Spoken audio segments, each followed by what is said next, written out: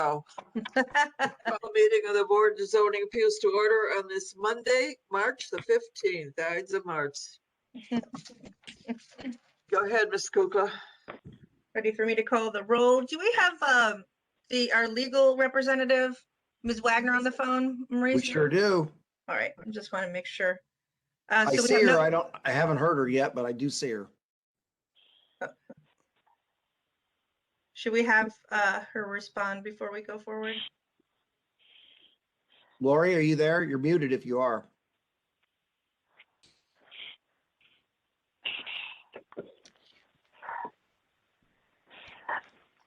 She usually calls in besides the app, so she may be in the process of doing that right now. Okay, she usually gives us the legal in writing though, right? So we can, you have that as a slide, correct?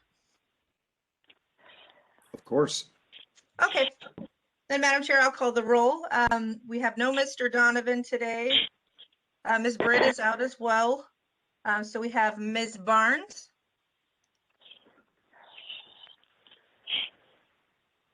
Barnes is here. Ms. Faith. Present. Ms. Johnson. Yes, here. Chair, we have a quorum. And then Madam Chair, if I could also, let you know that there's a postponement this morning that we did not make part of the PowerPoint. Should I go ahead and read that now, or would you like me to read the preamble first? Preamble first. Okay, thank you. My name is Liz Kukla. I'm the Secretary of the Board of Zoning Appeals, and I'm going to read the preamble for us this morning. In compliance with notification requirements of Ohio's open meeting law under COVID-19 emergency declaration, notice of this meeting has been publicly posted. All boards and commissions under the purview of the City Planning Department conducts its meetings according to Robert's Rules of Order. Actions during this meeting will be taken by voice vote. Abstentions from any vote due to a conflict of interest should be stated for the record prior to the taking of any vote. In order to ensure that everyone participating in the meeting have the opportunity to be heard, we ask that you use the raised hand feature before asking a question or making a comment. The raised hand feature can be found in the participants panel on the desktop and mobile version and activated by clicking the hand icon.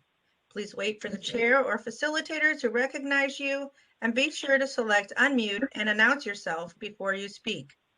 When finished speaking, please lower your hand by clicking on the raise hand icon again and mute your microphone. We will also be utilizing the chat feature to communicate with participants. The chat feature can be activated by clicking the chat button located on the bottom of the WebEx screen. All meeting activity is being recorded via the WebEx platform. These proceedings are also being live streamed via YouTube for public view. We have provided a link to the meeting for those who wish to speak on a particular case via our website and email. We have also received emails from those who have provided written comment on a particular matter. Okay, Madam Chair, and the postponement that I referenced earlier is for calendar number 21-037, and that's regarding 2168 West 32nd Street. Peter Francis is the owner. There was an error in the notice of nonconformance that needs to be corrected and reposted. So we are looking at April 5th as the new date. Without objection, board? With objection. Okay. Without objection. Okay, great.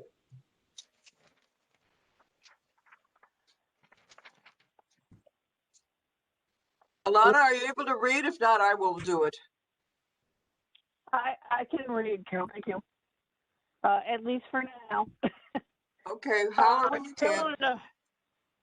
Okay. Calendar number 21-027 at 2040 West 47th Street. PM Foundation Inc. owner proposes to build a parking lot in a B1 two-family residential district. The owner appeals for relief from the strict application of the Cleveland Codified Ordinances as stated in the agenda and the public record. Thank you very much. Marlene?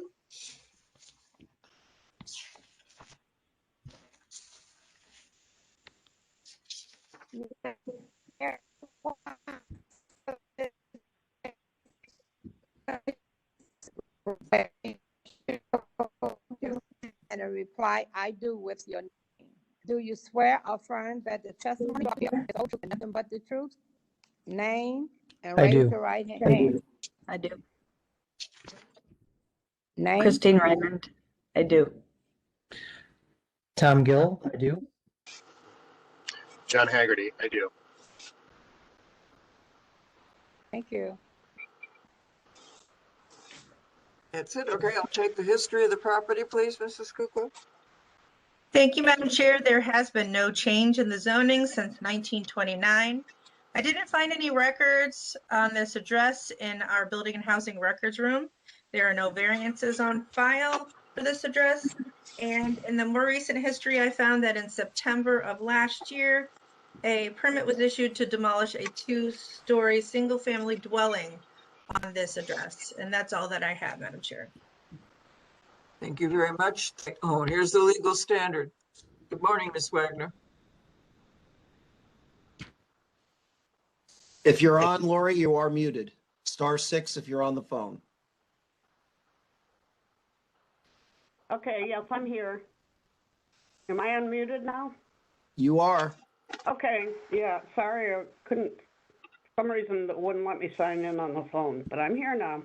So anyway, Madam Chair, members of the board, appellant is requesting area variances from the off-street parking and screening requirements of the zoning code, as well as permission to construct a parking lot in a residential district. To obtain the area variances, appellant must prove that denying the request will create a practical difficulty not generally shared by other land or buildings in the same district, will deprive the appellant of substantial property rights, and that granting the variances will not be contrary to the purpose and intent of the zoning code. Subsection 34913C provides that the board may permit temporarily or permanently the use of land in a residential district for a parking lot when the best interest of the community will be served, and provided that the lot is to be used only for the parking of passenger automobiles of employees, customers, or guests of the person or firm controlling and operating the lot, who shall be responsible for its maintenance. No charge is to be made for parking on the lot. The lot is not to be used for sales, repair work, or servicing of every kind. Entrance to and exit from the lot are to be located as to do the least harm to the residence district. No advertising sign or material is to be located on the lot.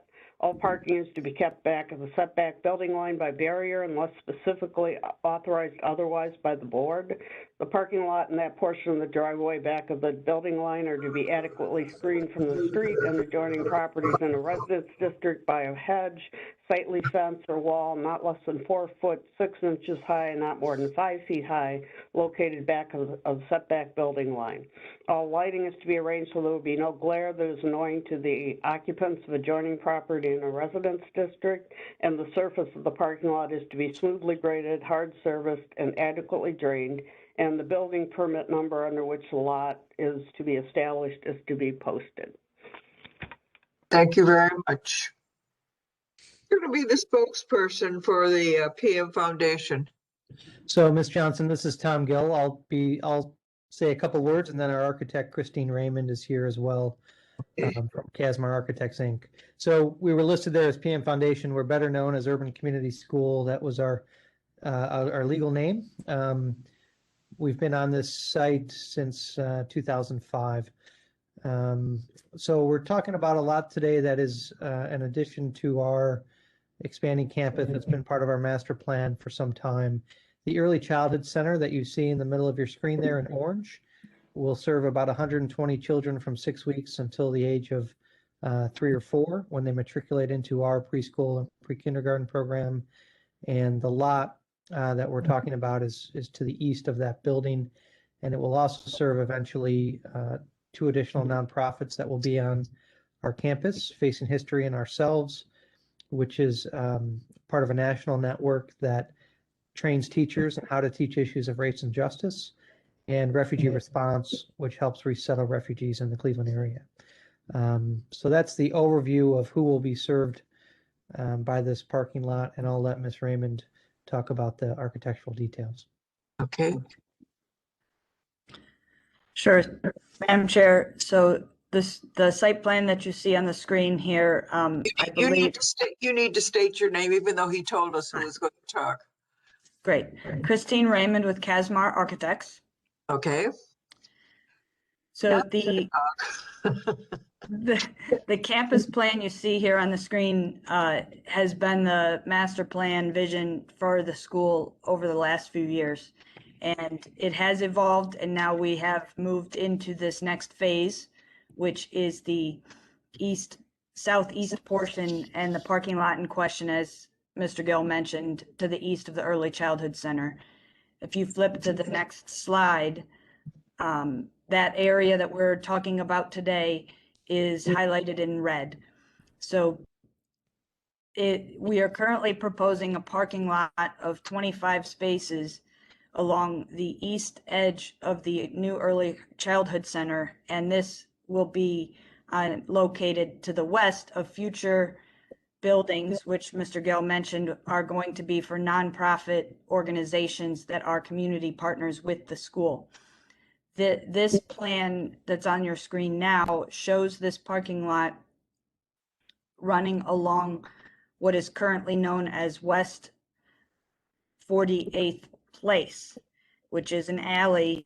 And the next screen, the next slide, to complete the master plan, the ultimate vision will be to request vacation of 48th Place. And therefore, this parking lot that we're discussing will be, we would like to expand that again to be adjacent to the new Early Childhood Center. So that's the vision. And the initial step in what we are seeking approval for is the first 25 parking spaces prior to the alley vacation, but we wanted to make sure you were aware of what the long-term vision for the campus plan is. Then I think the next few slides are additional photographs of the area. So the aerial view here is as the campus currently stands, all of the structures that are built to date. And so that area, project area in red, is currently vacant lots.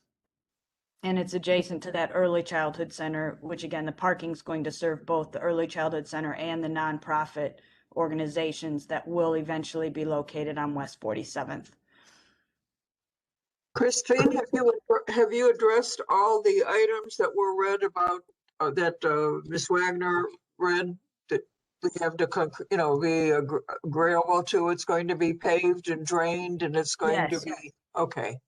We have submitted construction drawings for the parking lot to the building department, and they aren't all included here in this slide deck, but they do include a storm drainage system. There actually will be an underground storm detention system for the parking lot. It will be paved. It will have handicap accessible parking spaces per code. It will be constructed to all the required standards. We have any landscaping? Or So there is a landscape plan included, and it contains trees and shrubs and whatnot. Now, yes, there's the landscaping plan, which is for what I'll call that phase 1, because that's where the West 47th Place still exists.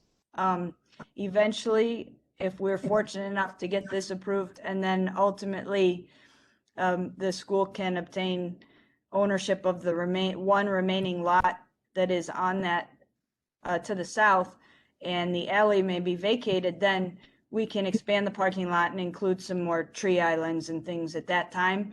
But because of that being the future vision, it's shown as a lawn area between the alley and the parking lot on this plan. Christine and Tom, both, are you working with the Councilman McCormick on this? Very closely. Yep. Councilman McCormick is fully aware of our plans, has been since we first presented this master plan, really in 2018. We update him regularly, and he's been supportive of all of our requests up to this point. Okay. Yeah. There was somebody else sworn in, I believe. John Haggerty is on our team as well. He's our director of operations here at the school. Okay. Does he have any comments? John? I have no additional comments other than what's already been presented. Okay, thank you very much. Questions, Alana or Merlene? Madam Chair, to Ms. Kukla, do we have a letter of support from Councilman McCormack on this? No, we do not. Okay. Or How from about the anyone Local else? Development Corporation? I Nothing? haven't seen one either from them. Okay. Right, City of Cleveland, is Shannon here or not? Maurice? No, Shannon's not here. I guess I have a question about the screen. Is there going to be any screening on the eastern side of the parking lot where there are eventually going to be buildings? And I guess what is the timeline for the buildings? So that side of the lot will be completely unscreened for how long, I guess is my question. So we've applied for permits for those northern two structures, and we're waiting for that to go through the process. We would hope to have those complete and open in calendar 21. Okay, that's good then. We definitely support this project. Okay, great. That was my question I had. Thank you very much. I'll entertain a motion. Madam Chair, with the testimony from the appellants and their architect, the support of city planning, this looks like a really good project, an asset certainly to that neighborhood. I move that we go ahead and approve. I would like to see letters of support from the CDC and the councilman, however. Is there any further discussion on that? We are glad to request those. Yeah, I have to be honest, I've lost track of which specific project we've received letters from in terms of the councilman and actually OCI as well, but we are glad to get specific letters for this specific That would project. be great, Tom. We can furnish those today. We do have letters of support for all the projects we're working on right now from the councilman. It's not explicitly addressed to the Board of Zoning Appeals, but we can get you that immediately. Thank you, John. Right. You're welcome. If you could get those to Ms. Kukla, we'd appreciate it, just so they're in the record. With that, Madam Chair, I think we can go ahead and approve this. I'll second that motion. Call the roll. Thank you, Madam Chair. Ms. Barnes? Yes, Ms. Barnes, yes. Thank you. Ms. Faith? Yes. Ms. Johnson? Yes. Calendar 21-27 is granted conditionally pending those letters. It'll be ratified next week and we will send you a letter. I think I have to make an announcement because there are only 3 board members present. It must be unanimous. It cannot be a 2-1 or 1-3 or whatever. So you have the right to postpone until we have a full complement of board members. Otherwise, we will move forward with all the cases. Go ahead, Ms. Faith. Thank you all very much. Thank you. Thank you. Good luck to you. Thank you. Thank you, Madam Chair. Calendar number 21-028 is our next case, and that is at 5003 Herman Avenue. Felipe Bernard, owner, proposes to erect a 2-story frame detached garage in a B1 2-family residential district. The owner appeals for relief from the strict application of the Cleveland Codified Ordinances as stated in the agenda and the public record. Thank you very much. Ms. Wagner, legal standard? Did you want the history of the property first? Oh, maybe. Thank you, Madam Chair. This property was originally zoned multifamily in 1929. In 2002, it was changed to the 2-family residential district. In the Building and Housing Records room, I found that in 1979, a permit was issued to demolish a single-family dwelling. And then there is one variance on file for calendar number 20-106.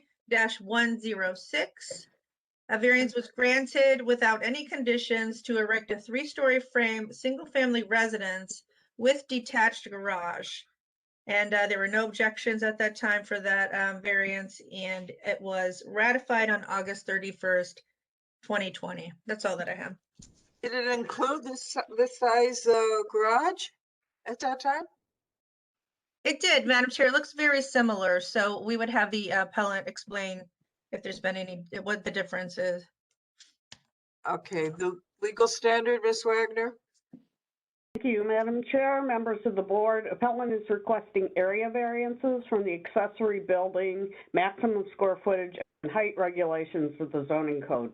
To obtain the area variances, appellant must prove that denying the request will create a practical difficulty not generally shared by other land or buildings in the same district, will deprive the appellant of substantial property rights, and that granting the variances will not be contrary to the purpose and intent of the zoning code. Thank you, Ms. Wagner. Go ahead, Ms. Barnes. Okay, I'm ready. Everyone for this case, Maurice? Okay. Everyone for this case, please raise your hand and reply, I do, with your name. Do you swear or affirm that the testimony you are about to give is the whole truth and nothing but the truth? Please raise your hand with your name. I do, William Payne. I do, David Hess. I do, Philippe Bernard. Thank you. Thank you all. Madam Chair, this is Liz. If I could circle back to that variance, there is one detail that I thought would be relevant. They did not need a variance for a garage in 2020. So they must have met the area requirements. So today they're only asking for what is it, 852 square feet instead of the 690 that's permitted. Mr. Bernard, tell us exactly why you need a larger garage. Hello, Looks like this is Mr. Philippe Bernard. I'm requesting the variance in order to be able to have a storage area above the garage. If you can see the PDF in front of you, it has that little window up top. It's just a storage area so that I can put patio furniture and other things away during the winter months, etc. Okay. It's not an actual living space. It better not be. We have Madam Chair. rules. Madam Chair, just real quick, I just wanted to call attention to Rick Riccardi typed in the chat that there is a typo in the variances listed. Item number 1 should say shall not exceed 800 square feet instead of 690 square feet. Oh. Which makes it a smaller variance because then they're only getting a variance for 52 square feet. Sorry to interrupt. Go ahead, Mr. Payne. No, that's perfect. Sure, if I can jump in for a second, this is William Payne. I represent Payne & Payne Builders as the general contractor for Mr. Bernard's property. We originally submitted the building permit for a 1-story garage without a loft. In our design evolutions for his home, we were unable to accommodate a cold storage area inside his existing home. So we drew up a garage with a unfinished and unconditioned loft storage area, which in the City of Cleveland code is considered floor area, which puts us over the maximum square footage of the structure, as well as the median height of the structure. So we're looking for relief on those 2 areas. So Mr. Bernard would like to receive relief on both of those issues. Okay, somebody named David Hess, I believe, was sworn in. David, Just if you guys need any other input, Mr. Bernard's Okay. building a beautiful house here, and this is something that again, I think a height standpoint will look very nice. He does have a larger house structure as well with 3 floors looking over the lake. So I'm here just for support. Okay, super. Any other questions, board? City of Cleveland, Maurice?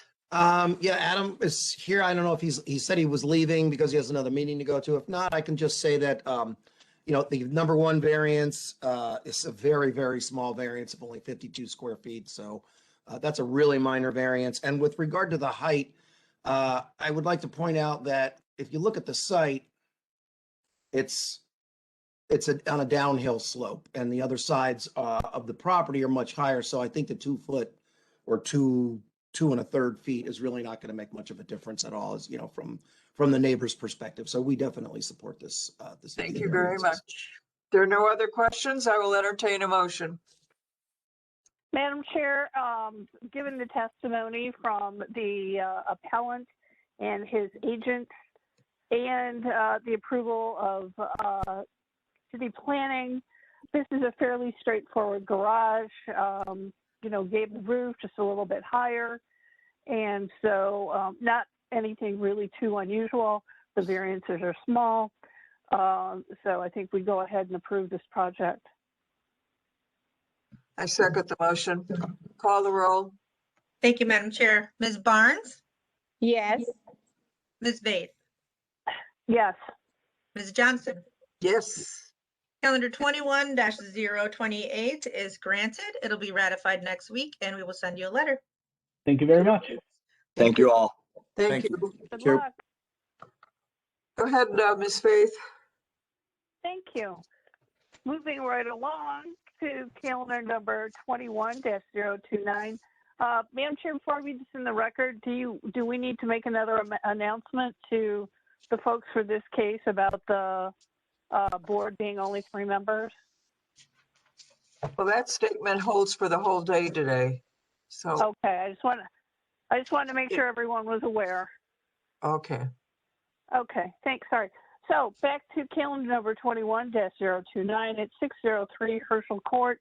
Brian Devine, owner, proposes to erect a 4-story frame single-family residence with detached garage in a B1 2-family residential district.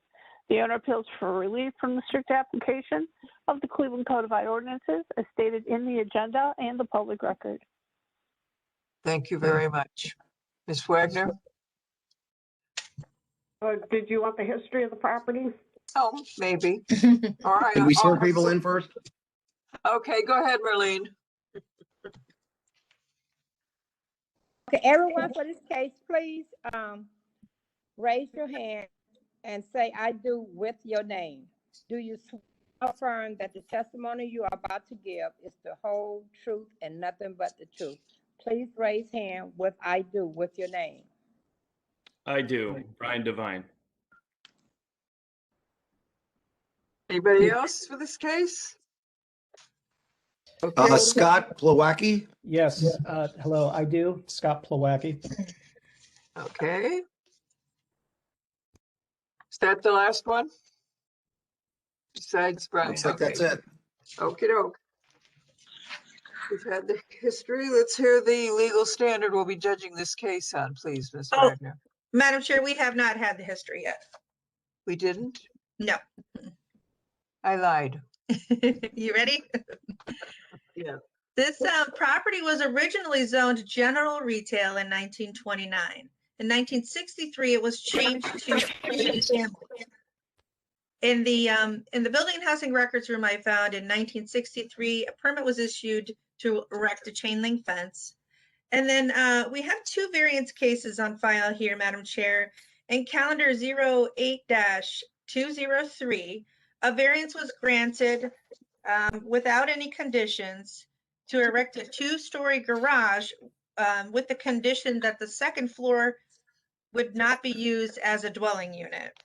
And again, there were no conditions on that, and that was ratified on December 1st, 2008. And then also, Madam Chair, there was a variance request made in calendar 19-62, and that was, the hearing date on that was July 29th of 2019. It was a similar request. It was an application to construct a 3.5-story building with 1,554 square feet. Well, I'm sorry, to construct a 3.5-story, 1,554 square foot addition on a 3,220 square foot lot. This variance, Madam Chair, however, was withdrawn. So we have no action on that. That's all that I have. Thank you very much. The legal standard we'll be judging the case on, please, Ms. Wagner. Thank you, Madam Chair, members of the board. Appellant is requesting area variances from the maximum gross floor area, side yard, maximum height, and rear yard regulations of the zoning code. To obtain the area variances, appellant must prove that denying the request will create a practical difficulty not generally shared by other land or buildings in the same district, will deprive the appellant of substantial property rights, and that granting the variances will not be contrary to the purpose and intent of the zoning code. Thank you very much, Ms. Wagner. Brian, are you here to ask for forgiveness? This looks like it's there already. I am here to ask for forgiveness and also You should have explain come before kind of, Christmas when I was willing to do that. history. Pardon? I said you should have come before Christmas when we were more amenable to that. Oh, I did. I did. And I actually started this in 2018 with intent to fully work with the city on this. So what I'm looking at is that your two-story garage, it looks like there is a residence above it. That is my two-story garage, yes. Somebody living above it? No. Why are the two windows there? The windows are there, I mean, just for light and Well, what are you doing up there? for design. I don't know. So essentially the the property itself next to it that I was building, it's for my children and for my family, and that's why it's the size it is. And I mean, I basically have put my entire life savings into this property and have been here for 20 years. I'm not asking for tax abatement. I'm not asking for anything other than it was on the current footprint of the pre-existing home. And I kept to that footprint. But really, since I've lived here for 20 years, I've had 3 children, and my dream was to give them their own bedrooms, and I work for the city as well as a firefighter in Glenville, and want to stay in the city. My kids go to school on West 32nd in Franklin at Near West Intergenerational School, and I want to be a part of the community and be able to have my children here. And this home allowed me that without having to move out. So essentially this property has been my baby for 20 years, and I love improving it and making it better. When I first moved, it was not drug activity in the corner. Family, my parents thought I was absolutely crazy. But I've done nothing but continue to improve it. I have a good relationship with all my neighbors. I've seen so many people come and go. I've seen everyone around me get the tax abatement. And I've just wanted to build what they were building around me and be able to live there and with my family. Okay, somebody named Scott was sworn in. Scott? Yeah, hello. I'm Scott Plawacki, and I'm the neighbor adjacent to Brian Devine. So in the photo that you saw on the first slide, my house is to the right, and you see my garage there. I just wanted to come to this meeting for a couple of reasons. Right, so I'm on the right-hand side there. Okay. So I was in attendance at our block club meeting in July 2019 when Brian came, and there were 2 variances. I have it as 355.04A1 and 357.09B2B. And those were supported by the block club, and I believe that there was a letter written to Brian with that support. So those were probably the variances that were withdrawn previously.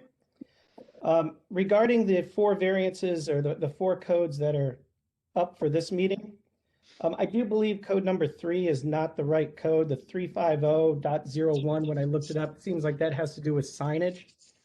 And that should probably be 353.01. So maybe a typo, or maybe I'm just wrong. But I wanted to come up to this meeting and voice my support for these variances. Brian has been a good neighbor. The house is going to be more aligned with what the neighborhood is currently building. And, you know, as that property owner right to the side of him, just wanted to voice my support for the project. Thank you, Scott. Appreciate that. You're welcome.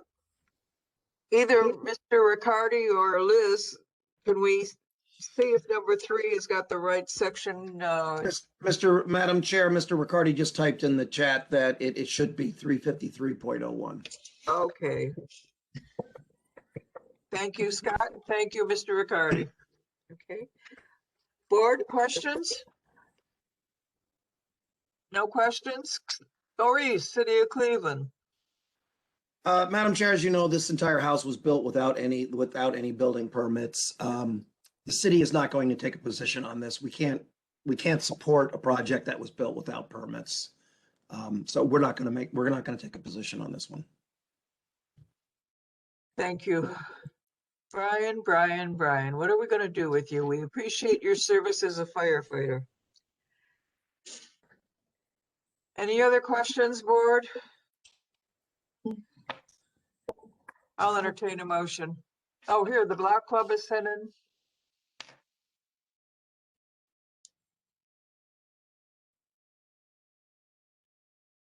Okay. The Block Club supports it. Have we heard from the councilman? No. No. Okay. I did reach out to the councilman on 2 occasions, and once I spoke with, I believe, the secretary, and once I left a voicemail, and I had not heard back on either. And also, I did have another document. I went to the Tremont, the Economic Council board in front of them, and they were unanimous in support of it as well. I can't find their documentation, but I can get it, get the documentation from them if needed. Yes, we always like to have copies of that, but I'm really disappointed in you, Brian, as a firefighter for the city of Cleveland, that you did not get any permits to build. I can explain that too. I have a timeline of the entire process of working with the city on that. And I have it here. And I began going to the city in 2018 in regards to this. If I bring up my timeline here. My architect, who's best friend growing up, helped me design this home. Reached out to Moss at the city, and also there are other people to reach out and ask if this is an addition or a new construction. There's uncertainty as to how. And I spoke with Mr. Torres for a plans review at the city, and that was in October of 2018. I went into him.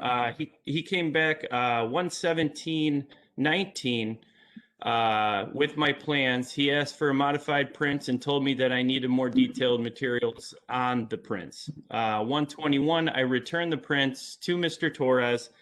He was unavailable, so I left them for him. 3/7/19, Mr. Torres called me back regarding the prints and told me that I may need to change from an addition to a new construction on the home. And to come into the building and housing office, I went shortly after on 3/7 into the office, and he apologized that he had been out sick and that he had been gone from the office, and apologized about the planning. He said, let's move this directly to the Board of Zoning, and to blame him for the apologies and delay of getting there. Now I know that's kind of an odd timeline on that. So I came in July of last year in front of this board, and basically I waited to the end, and then I was told, Brian, what have you done? You're breaking Brought my up, name Brian. And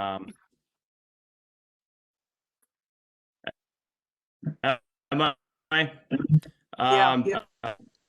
I was told to, I said to the line, I bought the transcript and own it, but I believe I tried to work with the city on this, and I didn't want to do anything incorrectly. This is a place my family's going to reside. I want it to be correct. I want it to be proper. I don't want it to be dangerous in any way that would, be dangerous for my family. So I've taken pride in building it. I'm building it myself. This isn't a builder. This isn't a large builder pumping this out. This is me hammering nails in the entire home from the beginning to the end. And I have my entire life savings in this home. It was sink or swim. There was no options for me on this. And I believe with my documentation, I have reached out and I have really tried to get this properly handled.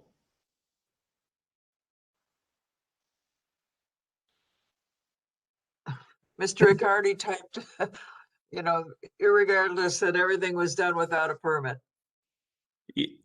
Correct.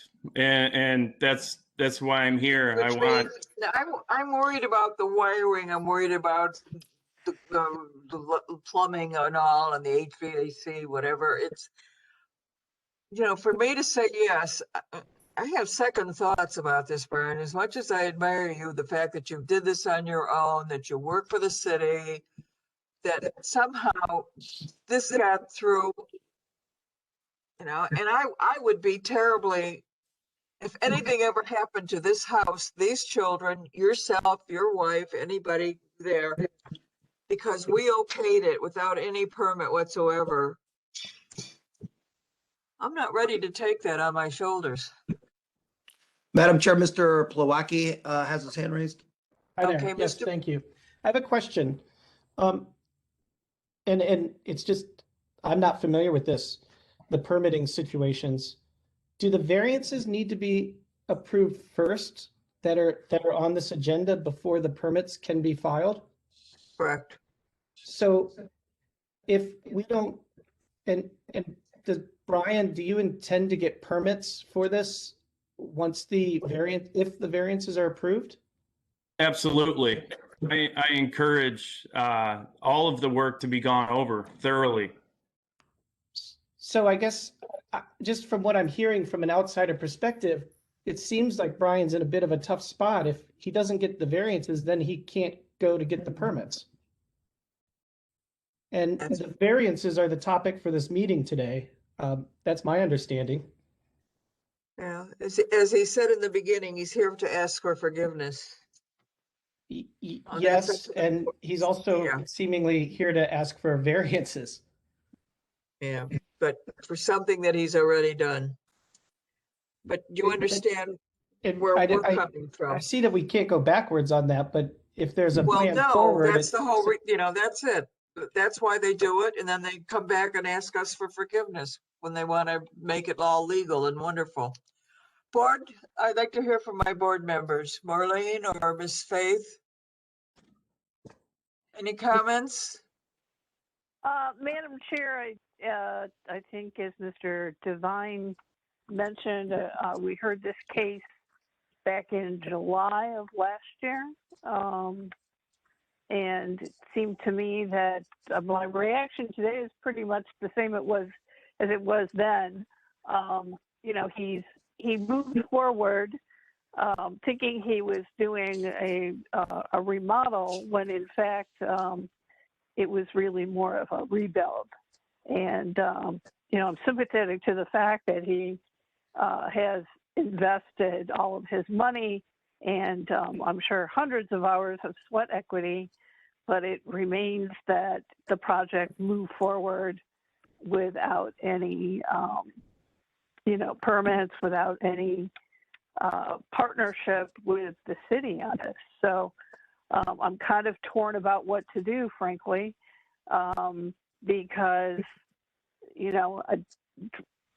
he's invested time and money, but, clearly tried to do it without the involvement of the city early on.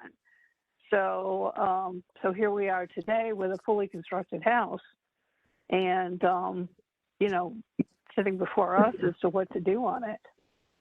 I'd like to hear a little bit more from city planning or the building and housing department if possible. If they have any further input.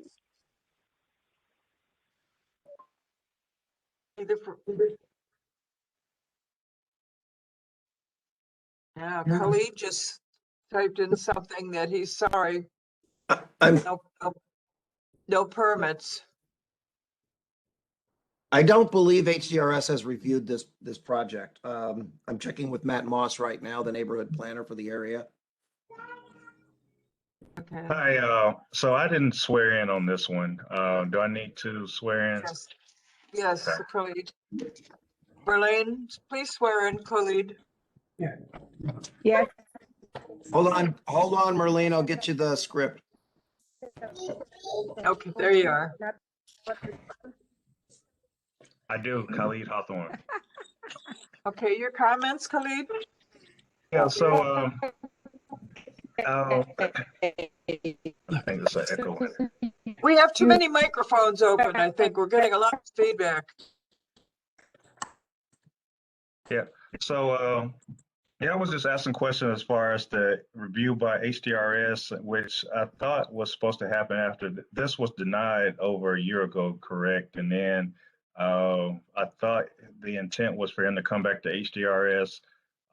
They would work through any changes they wanted to make as far as windows and things of that nature to the property. And from building housing perspective, I was thinking that if you typically when there's construction without a permit, there's fines associated with that.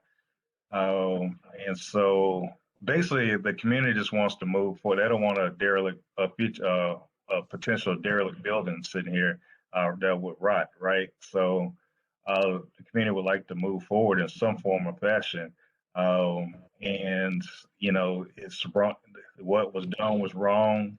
There should be penalties for that, and also a pathway forward. Thank you, Khalid. I will entertain a motion. Madam Chair, if I could ask the appellant one more thing. This is Liz Kukla. Did the appellant state that this was built on the existing footprint and that he is not enlarging it any further from the original footprint? I did state that. It is on the exact same foundation area.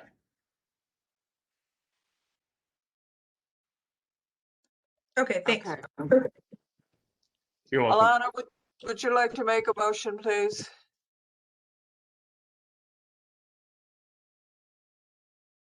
Ms. Faith? Yeah, sorry, I had to unmute, Madam Chair. I appreciate the input from Khalid, the representative from the CDC. Does city planning have anything further to say on this before Nope. we move forward? No, We do he not. can't. Yeah.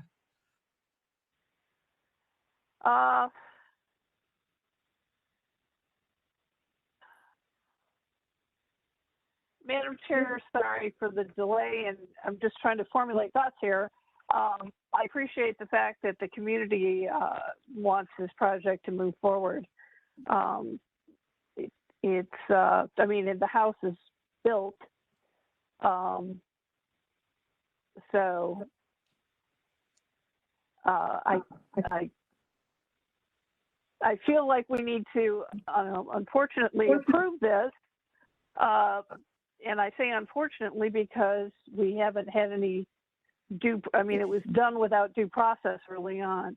I guess the redeeming fact is the house only occupies what was the pre-existing footprint. So that said,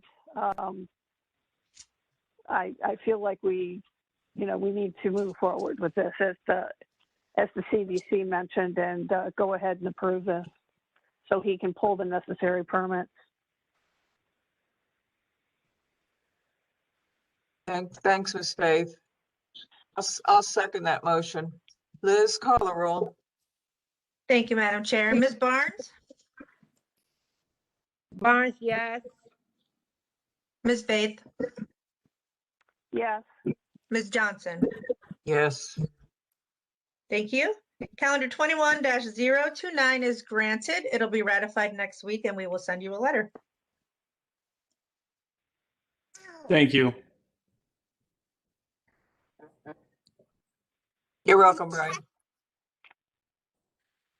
Okay, calendar 21-030 at 1866 East 93rd Street. Go ahead, Ms. Faith. Thank you, Madam Chair. Calendar number 21-030 at 1866 East 93rd Street. ARPI Development, Inc. proposes to erect a 42-unit apartment building on 4 parcels owned by the City of Cleveland and the applicant and FTA Realty, Inc., which are located in an E2 multifamily residential district. The owner appeals for relief from the strict application of the ordinances that are stated in the agenda and the public record. Thank you very much. Marlene, you want to swear everybody in?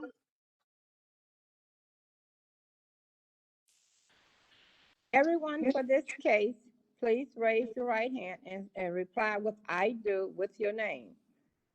Do you swear or affirm that the testimony you are about to give is the truth, the whole truth, and nothing but the truth? I do. I do. Richard Arnstein. I do. Brandon Klein.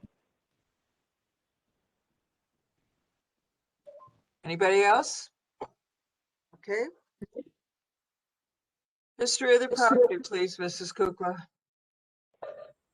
Thank you, Madam Chair. This property was originally zoned general retail in 1929. In 2001, it was changed to the multifamily district. For this address, I couldn't find any records in the Building and Housing Records Room. There are no variances on file for this address.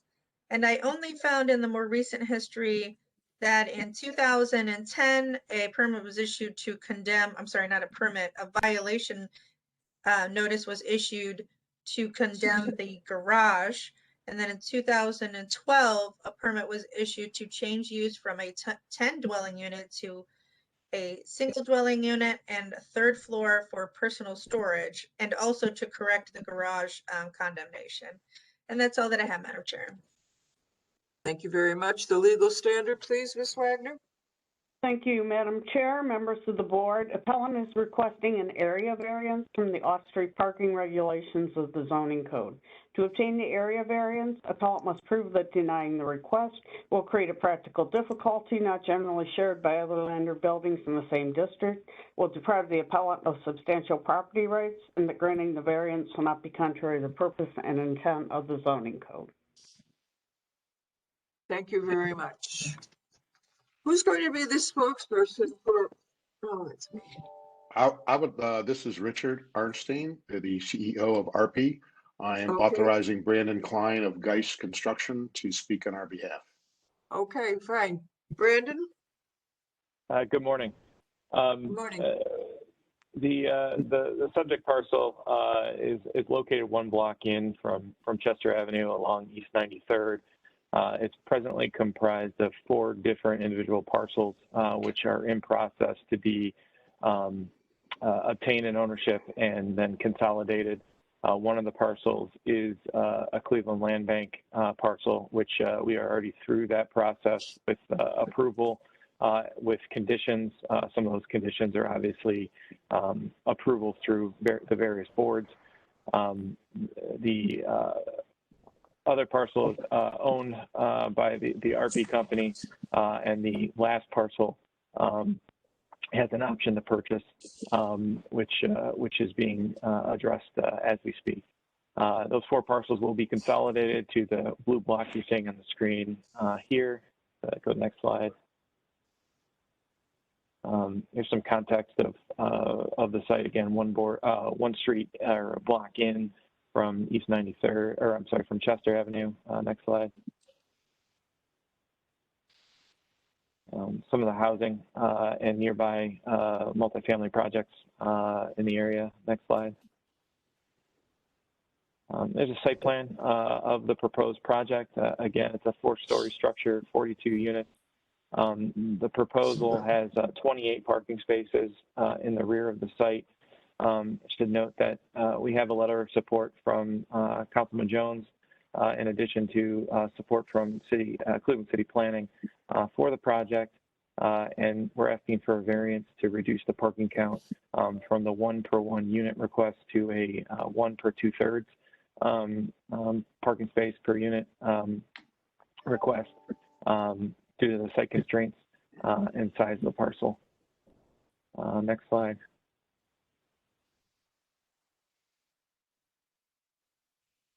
There is additional site and opportunity to the rear of the site, which would be hopeful for a phase 2 expansion of the initial.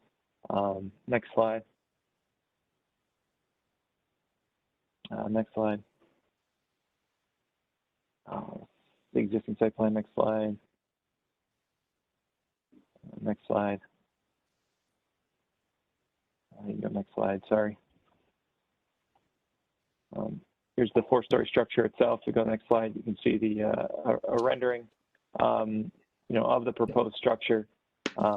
We are through conceptual approval from design review and from planning, and it's our intention post BZA approval here to come back for final approval and commence construction late spring, early summer. Well, I'm a little bit concerned that you're short 12 spaces, if not 14 spaces, and I'm looking at the street that looks like it's already loaded with cars. Where are those folks going to park? Well, and they right will now, they will drive cars. They will drive cars. Don't tell me the whole world is biking and walking. I wouldn't even begin to start that discussion. What you're seeing is a large amount of on-street parking that's being utilized by Cleveland Clinic staff and other aspects in the area.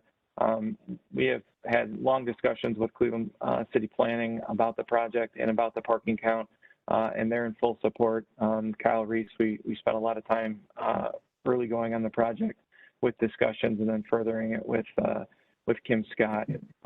Again, the issues with the parking on this street is not during, I'll say, residential hours.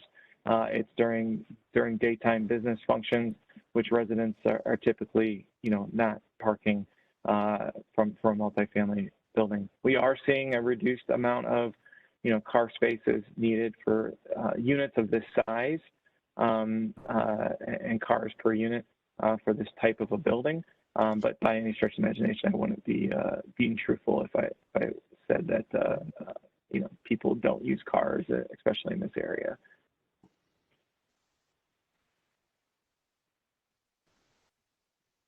Oh, I'm shaking my head because everyone who tells me that I when we let them build these beautiful facilities, everybody eventually has a car.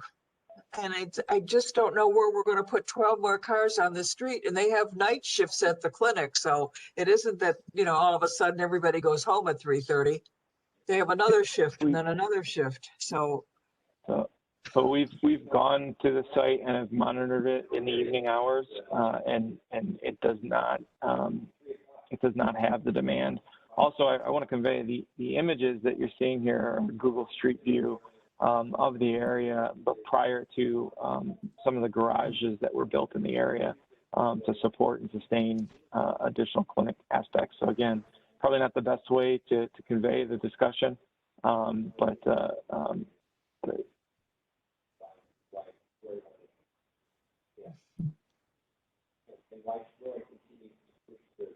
Is somebody speaking? I can't hear them. Okay. And so this house is being torn down. Yes. Another picture with the street loaded with cars. Oh, lordy, lordy, lordy. Board comments, questions? Madam Chair, if Mr. Rulins could go back to the aerial view, Yes, ma'am. please. I want to get a sense, thank you, for the neighborhood. This one, or did you want a different one? You landed on it. I think go back about 2. Right there. Okay.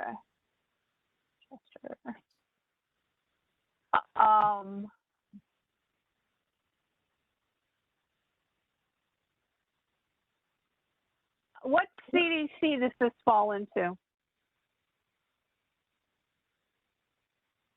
I didn't understand your question. What CDC? I think it's Huff, but I'm not 100% sure. All right. Or Famicos. Does the appellant know what CDC did you work with? It may be up on the For design. I'm sorry, for design? Yeah, what CDC what were you working with for this project that she's asking? Euclid Corridor. Euclid Corridor, okay. Well, that's the design review group. That's not the that's not the Community Development Corporation.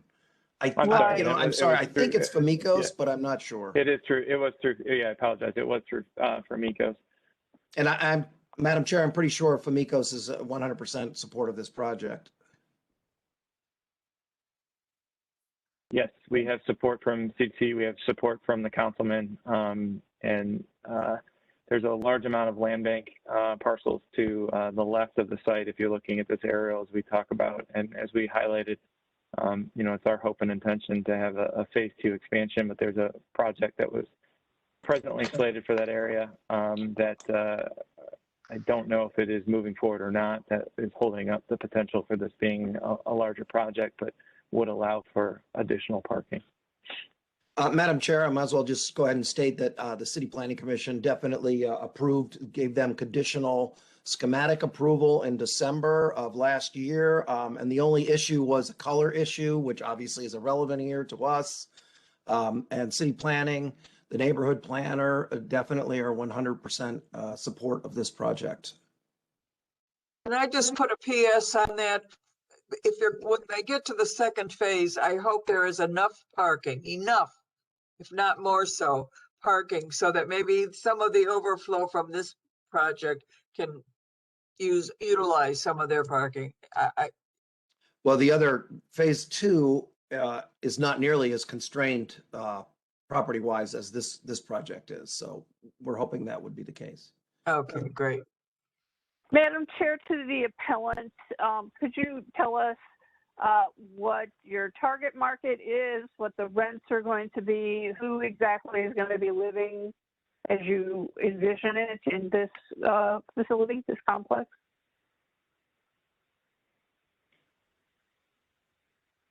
Richard, do you want to answer those questions? Well, the target market is both these basically some of the students there. We have the medical, dental, and nursing facility, which is right down the street there at 93rd and Chester. Cleveland Clinic employees, both as well as maybe Cleveland Clinic residents or interns, or just, in essence, people who want to live in the area. We intend to be below market and meet the requirements of or the recommendations of the city of what they're looking for in terms of a mixed use.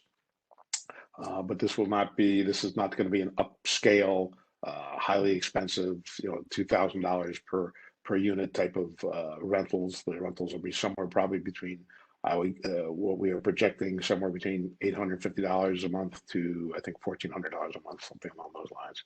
But again, as we work through construction costs and working with our marketing department, we'll find out where, the sweet spot will be.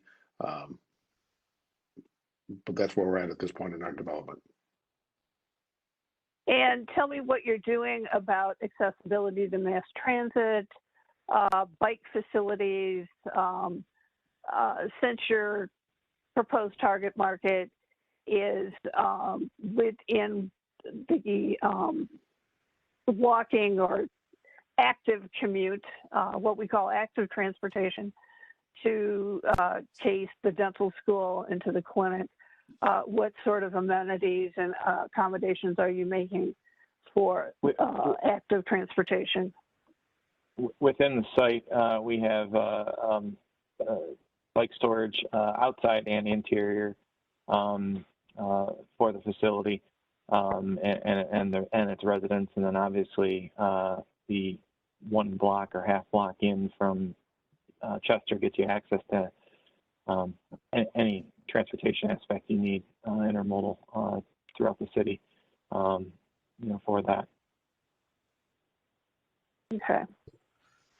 Madam Chair, I think that covers my questions. Does anyone else have any further discussion?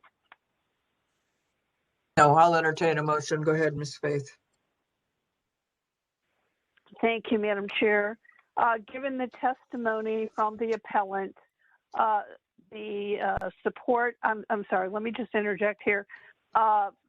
Ms. Kukla, do we have letters of support in hand from the councilperson and the CDC? We have one from the councilman that we received this morning. We do not have one from the Development Corporation. Okay. To the appellant, are you able to secure a letter from the Development Corporation to submit to us, please?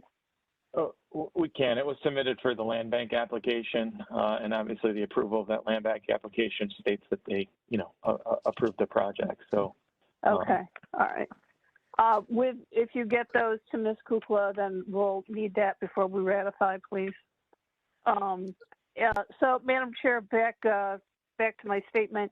Given the testimony from City Planning, their approval of the CDC and the councilperson, I move that we go ahead and approve the variance. It's deficient by 12 spaces. And we certainly have the expectation that they will be able to make accommodations for those going forward. I'll second that. Call the roll. Thank you, Madam Chair. Ms. Barnes? Yes. Ms. Faith? Yes. Ms. Johnson? Yes. Calendar 21-030 is granted conditionally pending the letter from the Development Corporation. Once we receive that, it'll be ratified the following Monday and we will send you a letter. Thank you very much. Thank you all. Thank you. Calendar 21-035. Go ahead, Ms. Faith. Thank you, Madam Chair. Our final case for today, calendar number 21-035 at 3907 Brookside Boulevard. Emerald Development and Economic Network, Inc. owner proposes to erect a new one-story single-family house in an A1 one-family residential district. The owner appeals for relief from the strict application of the Cleveland Codified Ordinances as stated in the agenda and the public record. Thank you very much. Go ahead, Ms. Barnes.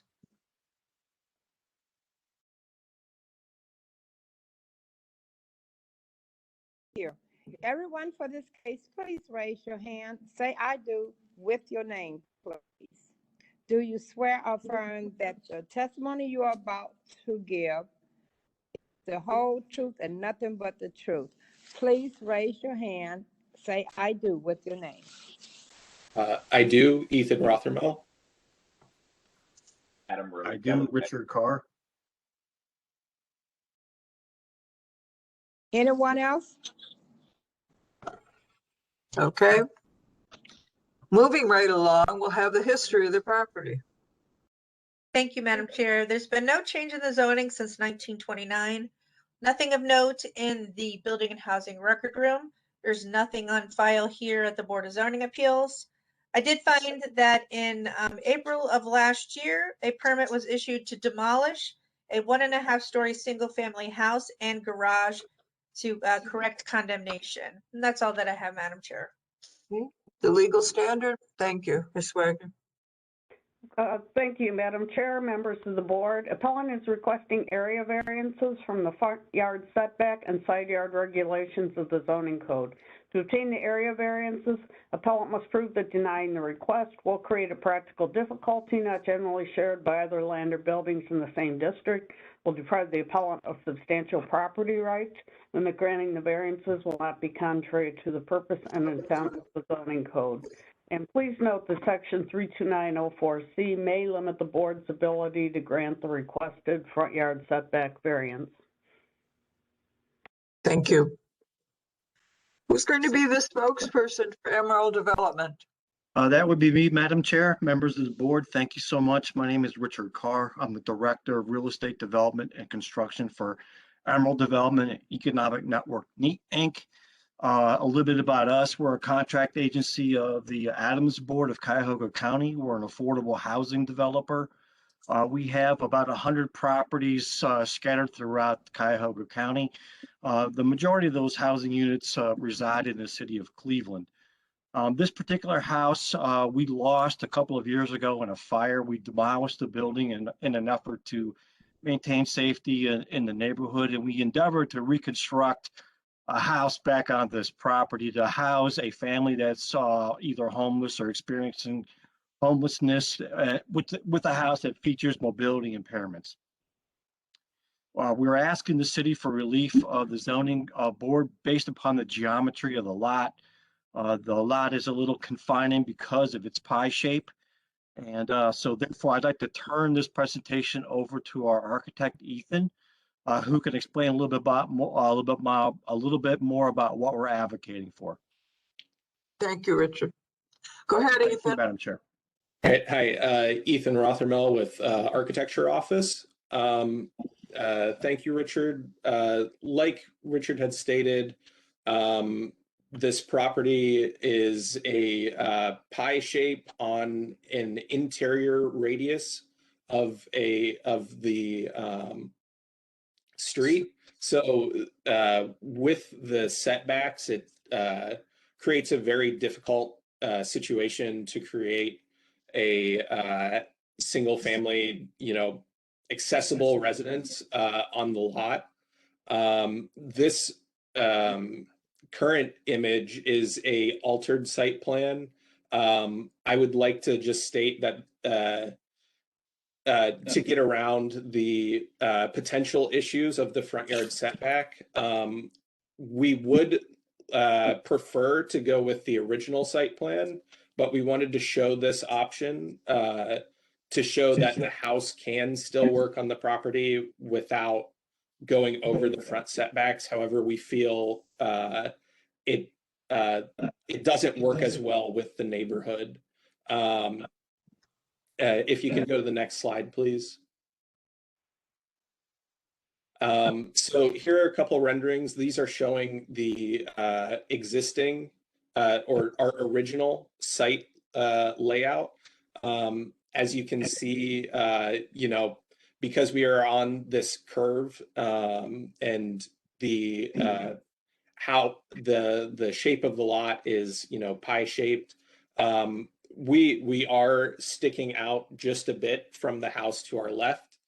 And then on the house over to the right, which would be to the south of us, we're sticking out quite a bit as well. However, we have recessed the house and created a porch there as to minimize our exposure into the front yard setback. If you can go to the next slide, please.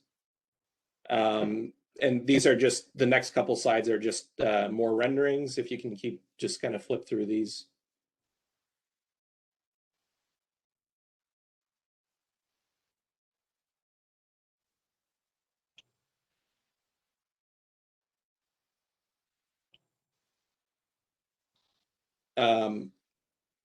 So I did also submit our construction document package, which has not been included in this presentation for some reason.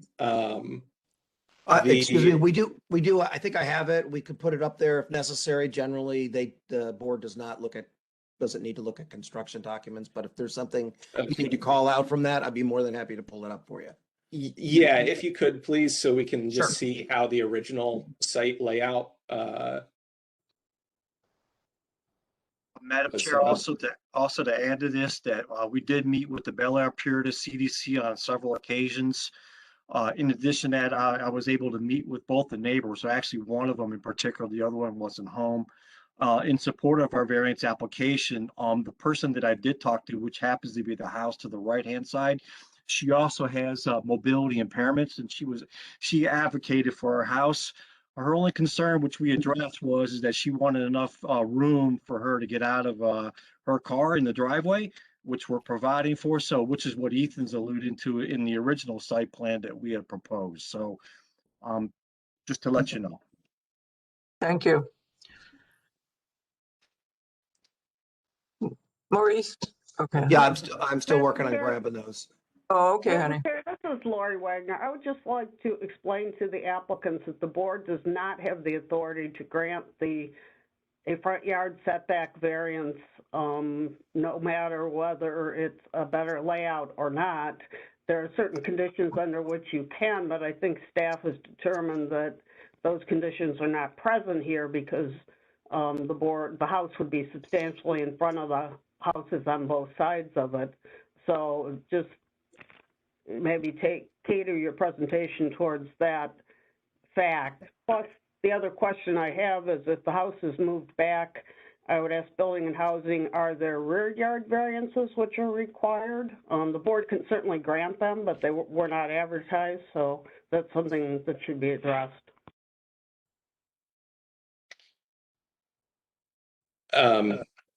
Okay, sorry, go ahead.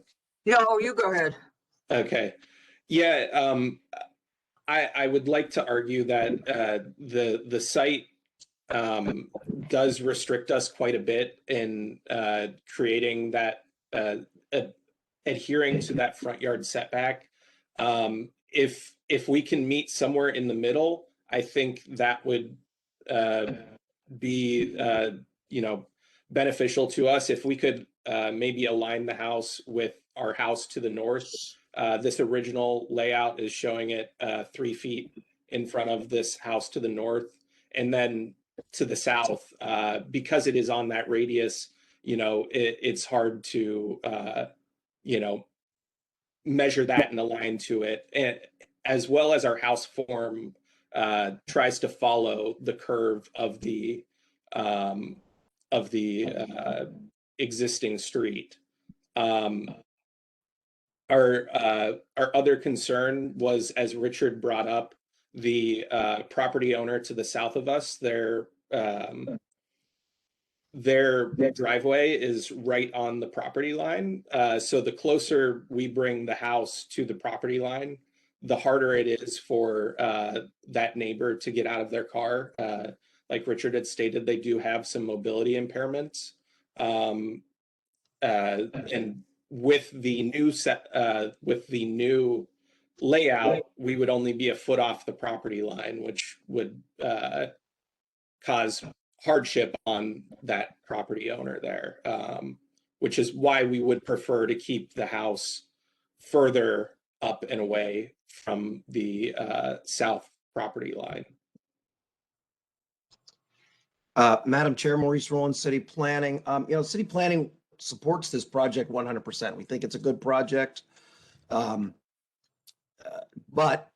our hands are absolutely tied, as you know, with the code, with the front yard variances. I mean, I would love to say, yes, we could meet halfway with this. I actually prefer the original site plan to the revised one, but we've looked at this. As you know, there are only a couple of situations where the board can grant these variances.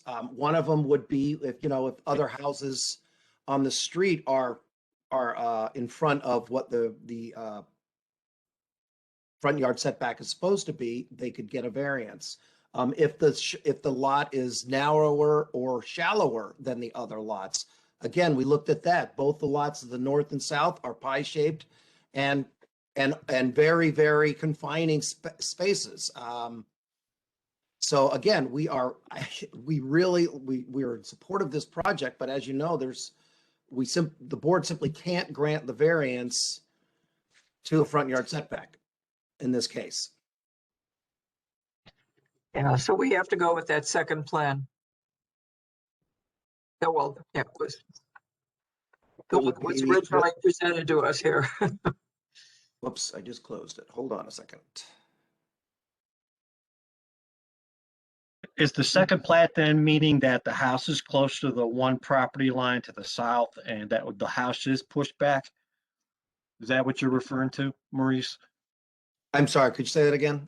It's the site plan that Madam Chair is referring to is the one that's pushing the house closer to the property to the south of us? Correct. And okay. Well, it looks from the drawing that you meet this front yard setback on that one. It creates creates other variances, which the board can grant. Let me bring this back up. Even though we're not applying for it, correct? So that would push us into a rear yard setback requirement that we originally did not apply for, but right. The revised site plan would put us in that predicament, correct? I mean, right.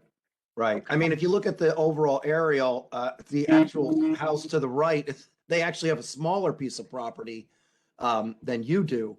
So, I mean, we really wanted to go for the variant, that you could support the variance, that the lot was shorter or, less deep or less wide, but it just doesn't meet those requirements. But once again, this is Lori Wagner, and if this is going to need to be re-advertised with the new variances, if you want to make this official and have no challenge to it. I mean, if it needs a rear yard variance, the board can grant it, but it can't grant it today because it wasn't advertised that way. Yeah, it would have to be reviewed. Can the board grant the variances conditionally upon further review so that we don't hold them up anymore? Is there any way we could accommodate that? No? Madam Chair, I believe we would have to hold a public meeting again, as it would have to be posted and, it may bring out neighbors who have objections to a smaller rear yard or a smaller side yard, because it looks like their side yard is reduced significantly now. Yeah, and actually the side yard is something that we, under other circumstances, we probably wouldn't support, but in this case, we would. Because it's a tight site. And we understand that what you're trying to do here is you're trying to make a handicap accessible house, which adds its own set of challenges, unique challenges to the site plan.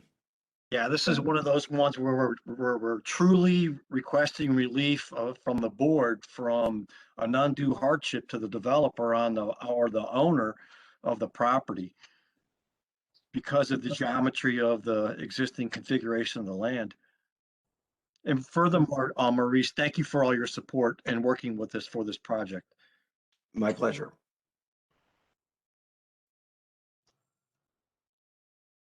I feel bad because I can't do anything else. So this is the plan that you don't like, that we really. But it meets what you can grant the variances for, yeah. Right. Although we can't, I guess from what they're saying, you can't actually approve it today. I mean, you could approve it, say that you give support of it, but it still has to be re-advertised and they'd probably have to come back, correct, Ms. Kukla and Ms. Wagner? Unfortunately, that is correct. It doesn't matter what kind of case or how reasonable it seems to move the house up on the front setback. City Council has made a choice in their ordinances to prohibit the board from granting that. So that's not an option. And given that the house is going to be moved and will have new setbacks, it's going to be required to be re-advertised and have another meeting. What would be the nearest agenda that we could get this project on? Is that a Roselle? Madam Chair, the soonest would be April 5th. However, that would load up our schedule for that day. And Madam Chair, that would also require Mr. Riccardi to have a review done by then as well, correct? Of the revised plan? Because Mr. Riccardi Yes. does not, I don't think he has this plan yet, does he? Mr. Carr, do you know if it was submitted to? I have not submitted this plan to Richard yet. Yeah, okay, he just, Richard just confirmed that, yeah. Although we're, at the end of the day, Maurice, really all we want to do is we want to build our house back that we lost. We desperately need the housing and whatever we have to do to get the structure to conform and to the greatest extent that we can, and with little relief from the board that we can, would be our goal. So Rick, is April 5th okay for you as far as being able to review these? And he says yes, so we're good. So Madam Chair, if I could jump in here, we sent out the notices this week for April 5th. So we would need to have that review by Wednesday.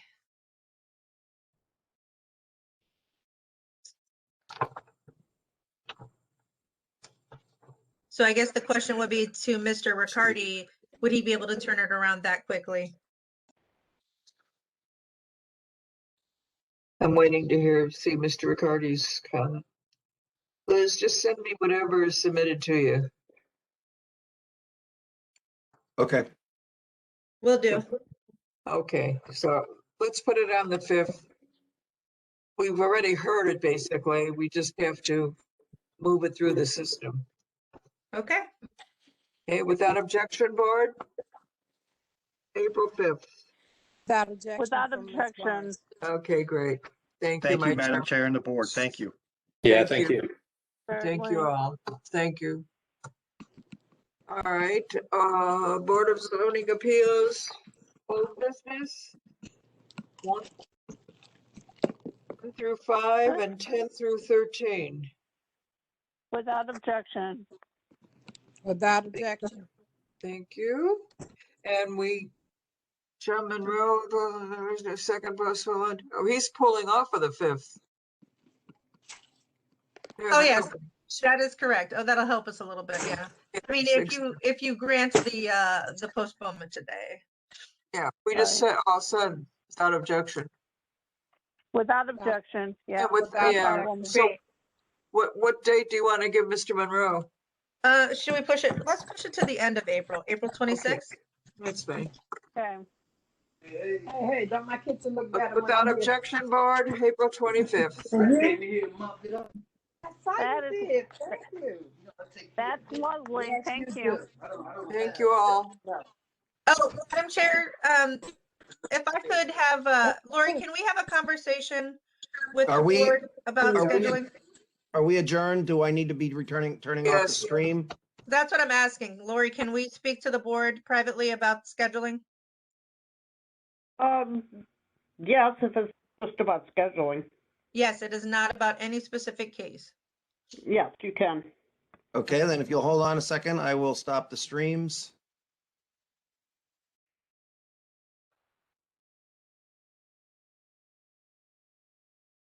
And boot anybody that doesn't belong. And I will stop the recorder. Hold on a second.